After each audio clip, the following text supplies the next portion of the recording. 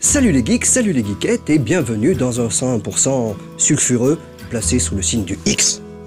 Le X de exceptionnel, extrême et expérimental, mais rassurez-vous quand même, déontologie journalistique oblige, nous retrouverons nos rubriques habituelles du mardi, à savoir la critique de jeu, mon souvenir, temps perdu, rétro et magic, et on commencera par des news.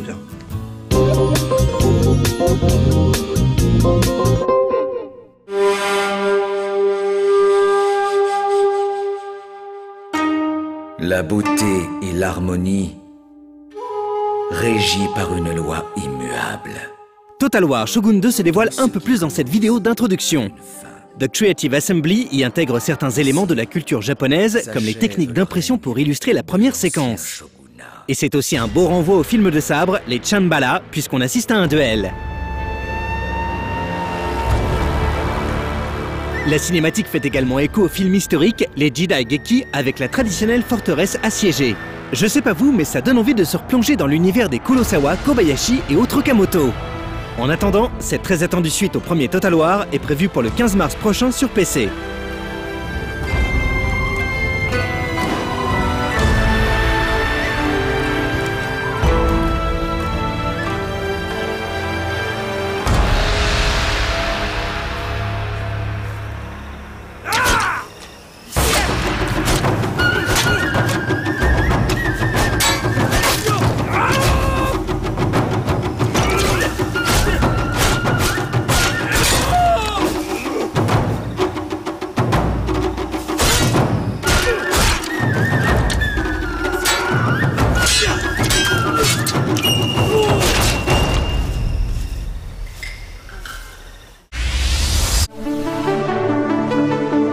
Namco ressort du placard depuis quelques temps ses deux licences cultes, et la 3DS n'y échappe pas.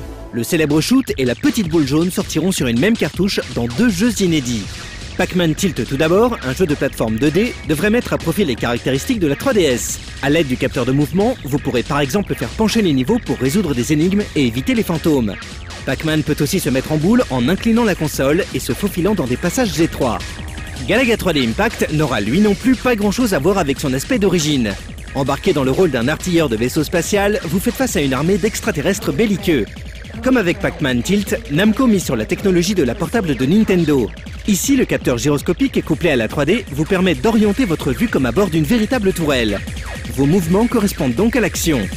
Le duo Pac-Man et Galaga Dimensions sortira dans le courant de l'année exclusivement sur 3DS. Le XBLA accueillera cette année deux grands classiques de Treasure, son chef-d'œuvre Radiant Silvergun et Bangai-O qui ne démérite pas non plus. Dans ce shoot atypique sorti en 1999 sur Nintendo 64, vous deviez ratisser l'écran en renvoyant les projectiles ennemis au centuple. Très spectaculaire, il est aussi plus subtil qu'il n'y paraît. Il vous faudra choisir les armes adéquates aux situations en jouant avec le level design. La grosse nouveauté de Bangai-O Missile Fury est son mode multijoueur, dont un mode coopératif. Treasure prévoit la sortie de son shoot atypique pour le deuxième semestre 2011 sur le XBLA pour 800 points.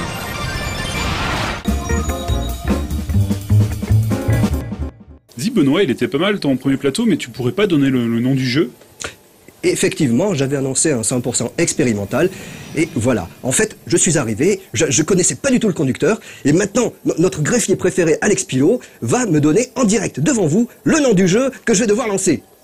Alors, Alex. D'accord, donc c'est Trinity Souls of the Hall, critiqué par Mehdi. C'est un action RPG sur PS3.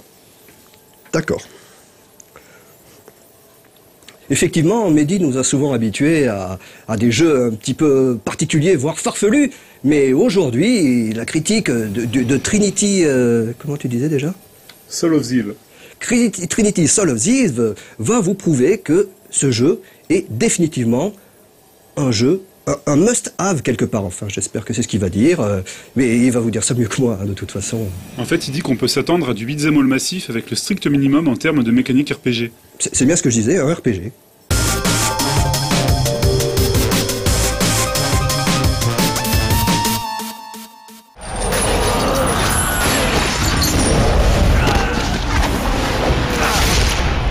Débutée il y a plus de 10 ans sur la première PlayStation, la série des îles Hall est passée par plusieurs consoles de Sony avant d'arriver enfin sur PS3. Ces RPG que l'on trouve uniquement au Japon se démarquaient par une certaine liberté laissée aux joueurs, une tendance que l'on trouve en règle générale dans le RPG occidental. De là à nous proposer un épisode destiné à notre marché, il n'y avait qu'un pas. Mais c'est dans un tout autre genre que ce Zeal Hall se pointe en Europe. Baptisé Trinity Souls of the Hall, cet épisode a été développé par Omega Force, un studio que l'on connaît bien pour son travail sur les nombreux Dynasty Warriors sortis jusqu'à maintenant. Rien d'étonnant donc à ce que l'on retrouve ici un côté hack and slash plutôt prononcé.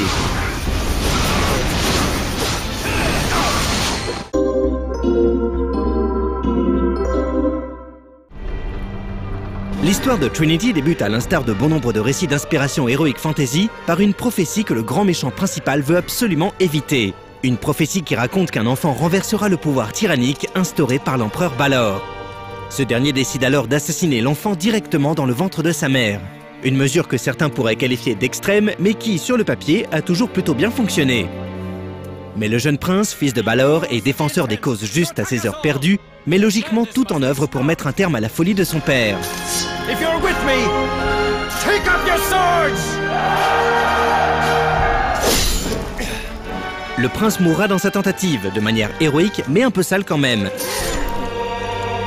Il laissera une veuve elfe et 2 orphelins dans le processus.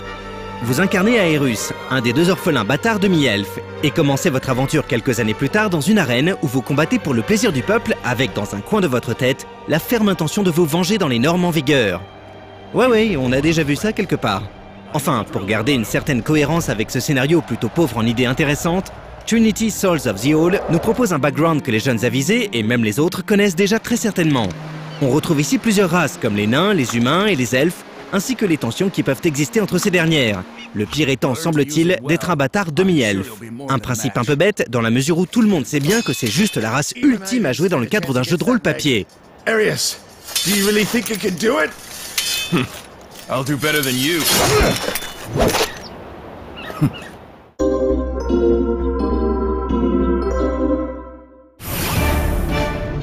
Dans le souci de ne pas déstabiliser le joueur et à l'instar du scénario et du background, Trinity propose des idées de game system que l'on a vues 1000 fois ailleurs.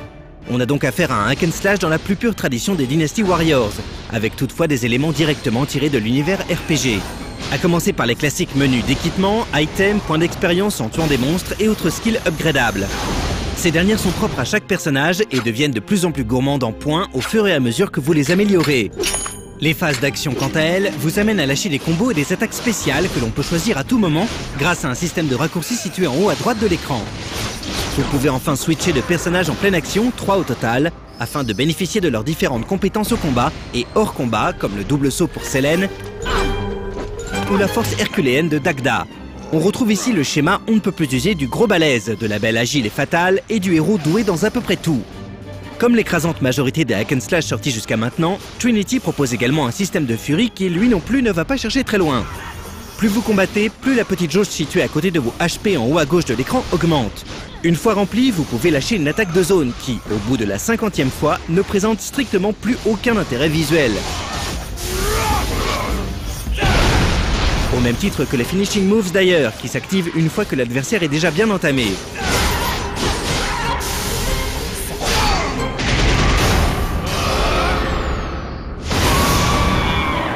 On rajoute à cela quelques quêtes annexes, des villages, un système basique de faiblesse élémentaire, et c'est bon, on a fait le tour de ce que le gameplay de Trinity a à nous offrir.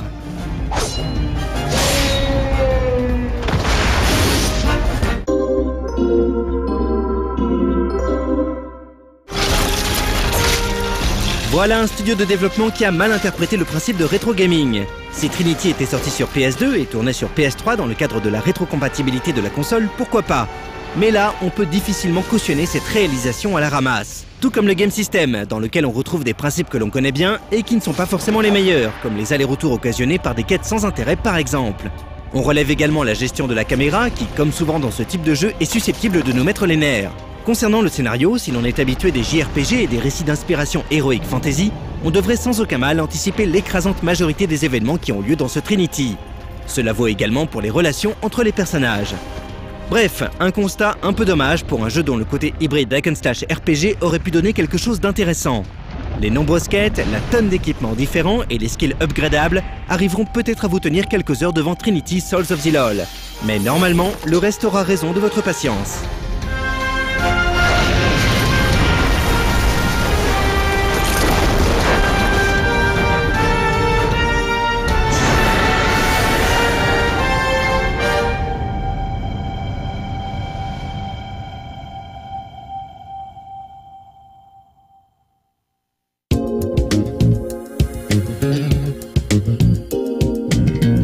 Suite de ce 100% expérimental, après cette extraordinaire critique de jeu, tout de suite, nous enchaînons avec mon souvenir, qui sera consacré à... Alors le problème, c'est que Anne, qui s'occupe de cette rubrique, ne remplit jamais le conducteur. Donc on ne sait pas qui c'est. D'accord. Bon, ok, bon, c'est très bien aussi, comme ça on peut en faire un, et puis on l'intégrera dans chaque 100%, en fait, ça fera un plateau d'avant. Pourquoi pas, s'il est bien, vas-y. Oh bah... Ah, quelle rubrique marque plus le cœur de notre public que mon souvenir. Effectivement, nous nous souvenons tous d'un jeu qui nous a marqué, et Anne réussit à faire remonter cette part d'humanité et d'enfance qui est en nous, comme elle le prouve tout de suite avec ce mon souvenir consacré à quelqu'un et à son souvenir. C'est effectivement très expérimental.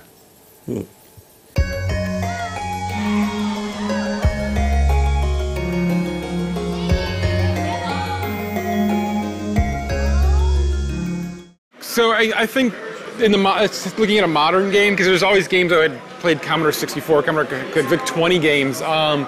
It really was Doom. I think was the one that just really ripped through me of like, oh my God, this is something that we worked in an old factory. Actually, I worked with Eric Wolpaw, the lead writer of Portal 2. We worked way back then in a factory, not a factory, but a warehouse. And we would, after the hours, after everyone else left, sit there with a bunch of friends and play Doom into the night, and then have to walk back through the warehouse, which became terrifying at that point. And it's that experience of like, oh my God, this game's left me, where I'm now walking in the real world and still thinking about it and still having that like just pulse pounding tension going. That just really made an imprint on me of what games could be.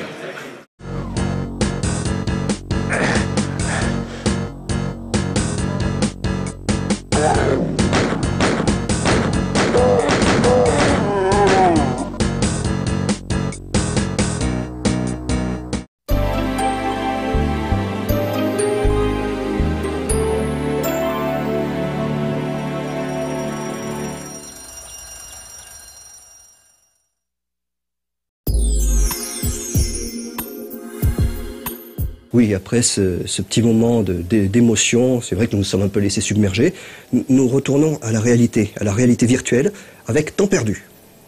Temps perdu qui sera aujourd'hui consacré à...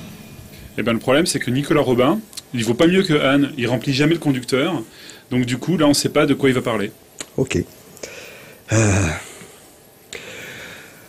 Et oui, après mon souvenir de Anne, nous passons à Nicolas Robin, qui a beaucoup de points communs avec elle. Lui aussi aime beaucoup porter des jupes, notamment lorsqu'il fait des saisies de jeux en flash sur Internet. Mais ça, c'est dommage, il n'est qu'une voix off, alors on voit pas qu'il a de jolies jambes épilées. Tout de suite, Temps perdu. Ouais, ça, on pourrait l'utiliser chaque semaine. Ça va, ouais, c'est pas faux. Bonjour, la croissance remonte, on vous le dit, le chômage va baisser, oh, n'en doutez pas, tout va bien, tout va bien. Mais alors que faire durant vos heures supplémentaires? Bienvenue au Temps perdu. Il y a des jours comme ça où on est pressé, que cela soit pour ne pas rater son train ou son avion, pour remplir sa feuille d'impôt en temps et en heure, pour rendre son temps perdu en retard ou tout simplement pour sauver le monde. Et dans No Time to Explain, c'est ça. Notre moi alternatif du futur qui débarque n'a pas le temps de nous expliquer quoi que ce soit, il est pressé et doit aller vite s'il veut éradiquer la menace alien. Et donc moi non plus, j'ai pas le temps de vous l'expliquer. Prenez votre canon directionnel pour vous propulser dans l'aventure et basta. D'ailleurs, le temps, comme disait l'autre, c'est de l'argent. Enfin, de l'argent pour ceux qui en ont, parce que sinon le temps c'est surtout, comment dire, du temps à passer au boulot par exemple. Et donc, on n'a pas le temps de faire mumuse avec des jouets idiots qui ne servent à rien et finiront de toute façon dans l'estomac du petit dernier. Alors bon, Toys de Christopher Jedborg, c'est sympa, mais après tout, ça n'est qu'une sorte de simulation de jeu en plastique qu'il faut tourner et retourner pour découvrir la forme idéale. Et ça, si votre gamin peut le faire, vous devriez pouvoir y arriver aussi. Et quand on n'a pas le temps de chercher quelque chose, de bien apprendre ses leçons ou tout simplement d'avoir des idées, il suffit parfois de copier sur son voisin. Comme par exemple avec Icy Gift de Silent Games, qui reprend discrètement le concept de Moonshine et de The Deep. On fait exploser un truc en espérant déclencher une réaction en chaîne qui fera sauter tous les cadeaux qui traînent dans le niveau. Alors oui, ici, il y a quelques options supplémentaires comme des vagues destructrices et des éclairs, mais finalement c'est la même chose que les jeux précédemment cités. Mais bon, au moins, toutes ces options supplémentaires rendent l'ensemble extrêmement simple, et du coup, on finit vite et on perd pas trop de temps, ce qui est fort pratique vu qu'aujourd'hui, je vous rappelle, on est pressé. Enfin, bon, non. Posons-nous quand même 2 petites secondes, et revenons sur ce merveilleux adage cité un peu plus tôt. Le temps serait donc de l'argent. Bon, effectivement, avec du temps, votre fantastique livret A pourra vous rapporter la somme mirifique de 50 €, voire même, soyons trop foufous dans nos têtes, de 67 €. Mais le temps, tout le monde le sait, est relatif. Et pour un trader, le temps, c'est autre chose. Je vous propose donc de vous essayer à la dernière chose vidéoludique de Terry Cavanagh et de ses compères. Vous êtes un trader, donc, et vous devez gagner 1 million $. Chaque semaine, vous allez donc au boulot, vous achetez ce qui ne vaut rien et vous revendez ce qui a pris de la valeur. Par exemple, là, c'est le moment de revente du Michael Jackson. Du coup, vous faites des profits énormes. Vous changez votre intérieur en fonction des tendances et non plus en fonction du prix. Vous faites n'importe quoi et vous êtes riche. Bon, je précise que ce rêve américain, là, ne sera pas à mettre entre toutes les mains. Les âmes sensibles iront donc se défouler sur d'autres mièvreries vidéoludiques. Bref, tout ça pour dire que le temps, paraît que c'est de l'argent. Un peu comme rester à jouer au travail durant ses heures supplémentaires, quoi. Ce qui nous amène forcément à un autre proverbe célèbre du XXIe siècle, que, soit dit en passant, il faudrait penser à ne surtout pas oublier. Pour gagner plus, jouez plus.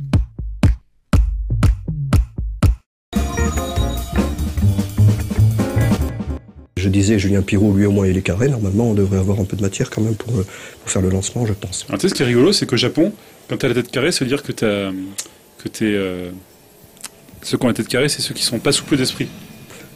Et quand t'as la tête ronde, ça veut dire que t'es open, que t'es assez souple d'esprit. D'accord. Voilà. Donc quelqu'un qui est buté, borné, qui comprend rien, on dit qu'il a la tête carrée. Ok. Quelqu'un qui est intelligent, souple, arrangeant, il a la tête ronde. Les gens qui ont la tête ovale. C'est des cons. Ok. On fait quand même un lancement ou c'est très bien ce que tu as dit là? Ah bah d'accord. Et tout de suite, nous retrouvons Retro et Magic de Julien Pirou. On ne sait pas s'il est rond, s'il est carré, ça dépendra de ce qu'il a fait hier soir. Et aujourd'hui, Retro Magic consacré à... Alors là, le conducteur est rempli, donc je te lis. Donc c'est Wizards and Warriors, d'accord? Une série mélangeant action, plateforme et une petite touche de RPG sur NES et Game Boy. Le Retro Magic que nous allons suivre maintenant me tient particulièrement à cœur parce que je me souviens très bien de Wizards et Warriors, un jeu qui savait mélanger habilement la plateforme avec du RPG et tout ça dans un milieu héroïque, fantaisiste. Et ça, vraiment, j'ai joué des heures et des heures. C'est vrai que, bon, je n'ai pas la verve de Julien Pirou pour vous en parler. C'est pour ça que je vais m'effacer humblement pour laisser le grand homme parler.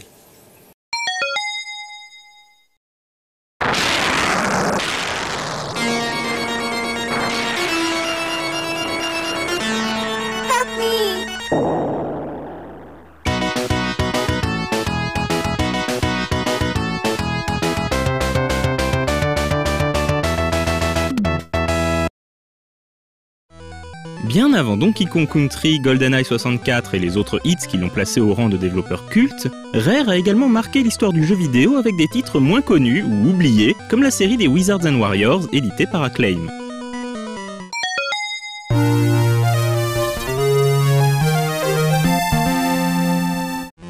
Sorti en 1987, Wizards and Warriors prend place dans le royaume magique d'Elrond, menacé par le maléfique sorcier Malkil. Autrefois bon et sage, Malkil fut le mentor de la plupart des grands magiciens comme Merlin. Mais alors que les années passaient, Malkil bascula du côté obscur de la magie, utilisant les pouvoirs des ténèbres dans l'espoir d'empêcher son propre trépas.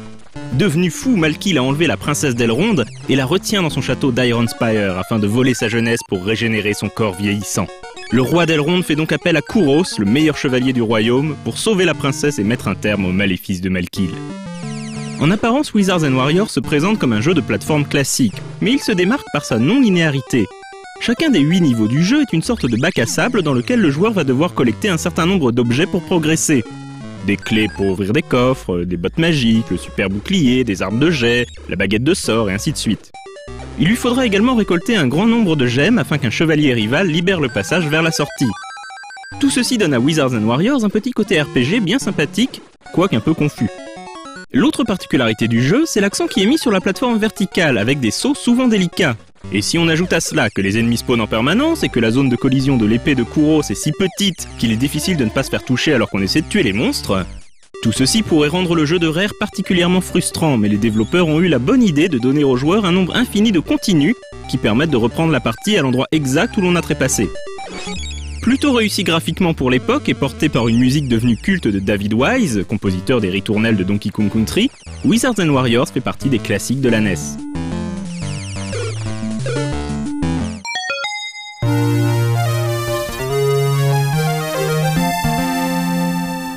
Iron Sword n'a pas été développé directement par Rare mais par Zippo Games à la demande de Rare.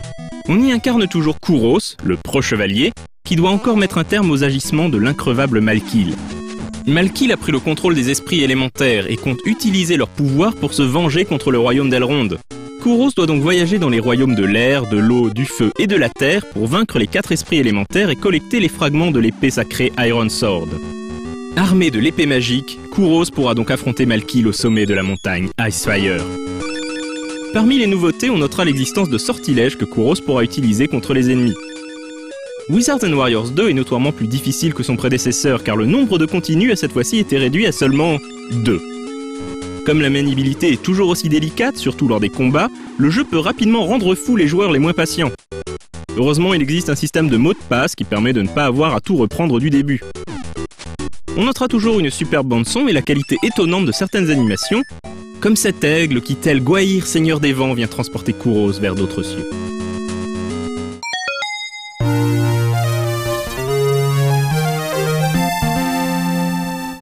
Dans toute série, il faut un vilain petit canard. Pour Wizards & Warriors, il s'agit de Fortress of Fear, l'épisode sorti sur Game Boy. Il s'agit d'une sorte de relecture de la première aventure de Kouros qui doit pénétrer dans la forteresse de la peur de Malkil pour sauver la princesse d'Elrond. Le jeu n'a pas grand chose pour lui, pas très beau, difficile et linéaire, il n'a pas les qualités des épisodes NES et est à la limite de l'injouable, bref, à oublier très vite.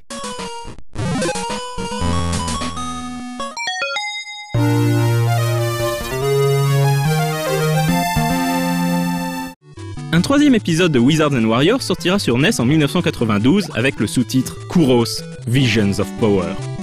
L'histoire commence directement après la fin d'Iron Sword. Le corps de Malkil a été détruit, mais l'esprit du sorcier est parvenu à s'échapper et se rend dans la cité de Pydup, aux confins d'Elrond. Malkil prend alors l'apparence du bon roi James et par là même le contrôle de la cité. Kouros de son côté est bien décidé à en finir et traque le sorcier jusqu'à la cité où il commence à mener son enquête. Cet épisode revoit la difficulté nettement à la baisse et renforce la dimension RPG de la série en permettant à Kouros de basculer entre 3 classes, chevalier, magicien et voleur. Chaque classe possède 3 niveaux de puissance, donnant accès à de nouvelles compétences. Pour progresser dans chaque classe, le joueur doit trouver des statuts dissimulés dans le monde du jeu. Le chevalier est le meilleur en combat, le voleur peut crocheter les portes, tandis que le magicien peut générer un bouclier permettant de traverser certains obstacles et possède un sort de lévitation. Après la difficulté herculéenne du deuxième épisode, Visions of Power en serait presque trop facile, mais il s'agit d'un excellent jeu qui corrige un peu le tir après la nullité de l'épisode Game Boy et apporte une conclusion de qualité aux aventures de Kouros sur NES.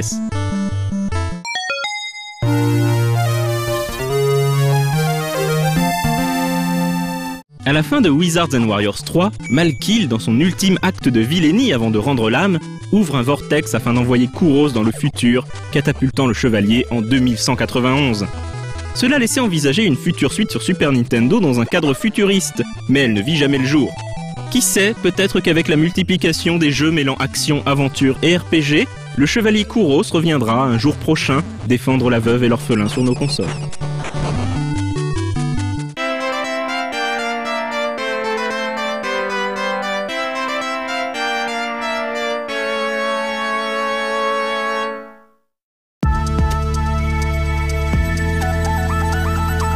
bah merci Benoît pour ce plateau expérimental, mais je te soupçonne d'avoir fait ça pour pas avoir à prendre le sommaire. Je m'inscris en faux parce que tu remarqueras quand même, et chers amis geeks, chers amis geekettes, vous remarquerez aussi que j'ai quand même réussi à donner l'ordre des rubriques avec la critique de jeu, mon souvenir, temps perdu, rétro et magique et les news. Alors pour ajouter juste le titre du jeu qui était quand même long, Trinity Bidule et puis Wizards et Warriors, même moi j'aurais pu le faire, j'aurais pu y arriver. Hein. Si j'aurais pu.